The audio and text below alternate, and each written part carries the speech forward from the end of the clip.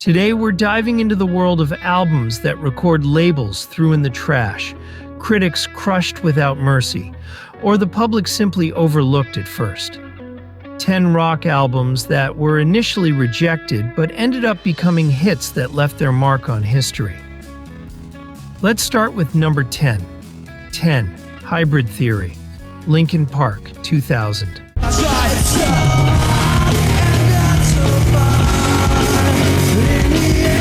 We kick off with Hybrid Theory by Linkin Park, an album that exploded in 2000 with anthems like In the End and Crawling. This mix of nu metal, rap, and emotional screams was rejected by almost every record label. Warner Brothers turned it down 3 times, saying it was too weird for the pop and commercial rock market. But when it was released, it sold over 20 million copies and won a Grammy, becoming the soundtrack of teenage angst in the 2000s. Chester Bennington and Mike Shinoda channeled a lost generation with raw lyrics, while their sound brought nu metal to the mainstream, influencing bands like Bring Me the Horizon and shaping the emo aesthetic with black hoodies and visceral rebellion. From a doubtful experiment to a global phenomenon, this album proved that being different can reign supreme. 9. First Utterance, Comus, 1971.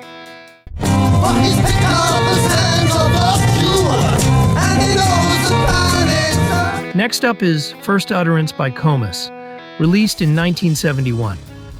This album is a folk prog rarity with dissonant harmonies and dark lyrics evoking pagan rituals. Record labels rejected it for being too strange. Dawn Records released it with little faith, and it was a commercial failure, sinking the band into obscurity after critics labeled it as depressing. Decades later, folk and prog fans rediscovered it, and Diana became a cult classic. Its influence reached artists like Opeth and the Psychedelic Underground, capturing a darker side of the 70s, embraced by the boldest hippies.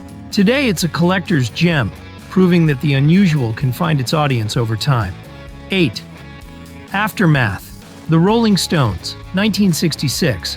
I see a red door and I want it painted black. Now comes Aftermath by the Rolling Stones from 1966. With Paint It Black and its hypnotic sitar, this album marked a turning point for the band. But Decca Records doubted their experiments with marimbas and long tracks, preferring their simpler R&B sound. Some fans saw it as a betrayal, and initial sales weren't explosive.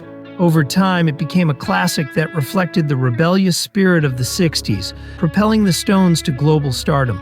Its use of exotic sounds helped shape psychedelia, and its defiant attitude inspired rockers to break molds, solidifying the Stones as icons of innovation. 7. Unknown Pleasures. Joy Division, 1979.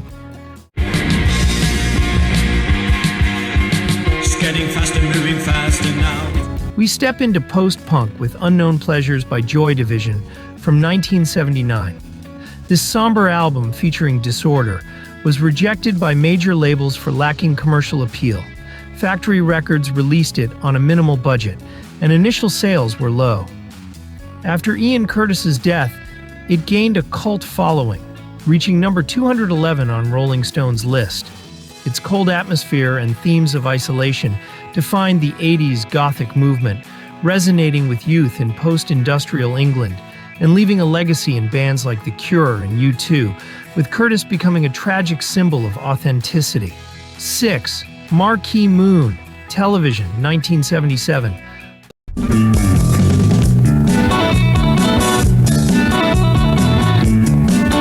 Punk Time with Marquee Moon by Television from 1977. This album, featuring intricate guitar work, was rejected by record labels that wanted straightforward punk. Elektra released it, but initial sales were low, and critics dismissed it as too arty. However, the title track, an epic piece, elevated it to classic status, ranking 128th on Rolling Stone's list. It proved that punk could be complex, influencing 2000s alternative rock with bands like The Strokes, and leaving a lasting mark on New York's urban creativity. 5. Black Sabbath. Black Sabbath, 1970. He's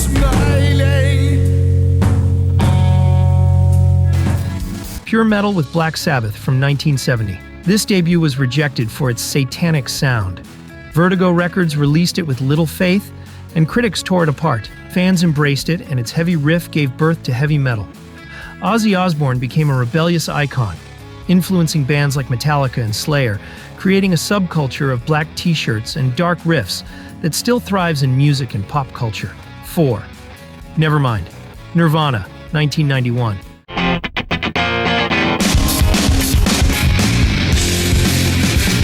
We reach grunge with Nevermind by Nirvana, released in September 1991, with Smells Like Teen Spirit as a battle cry that changed everything.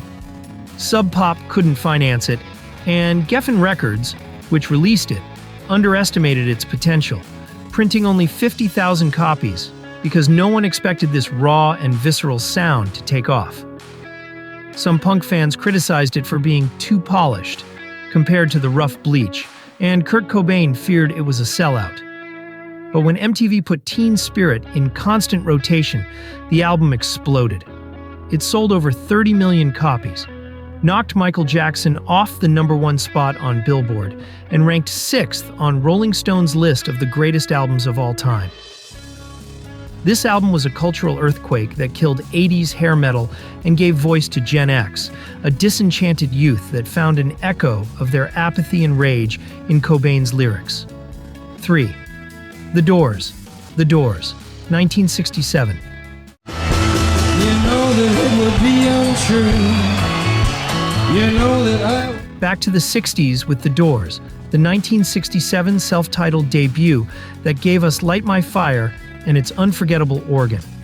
Before its success, Columbia Records rejected them for being too dark and uncommercial. Elektra Records, a smaller label, took the risk. But radio stations resisted playing the full version of Light My Fire due to its length and provocative tone. Only after editing it did the album take off, selling millions and becoming a pillar of psychedelic rock. Recorded in Los Angeles, with Jim Morrison leading the way, this album captured the counterculture spirit, mixing theatrical poetry with hypnotic riffs that reflected the era's freedom and chaos. Morrison, dubbed the Lizard King, became an icon of poetic rebellion, inspiring artists like Patti Smith and future generations to merge rock with pure art.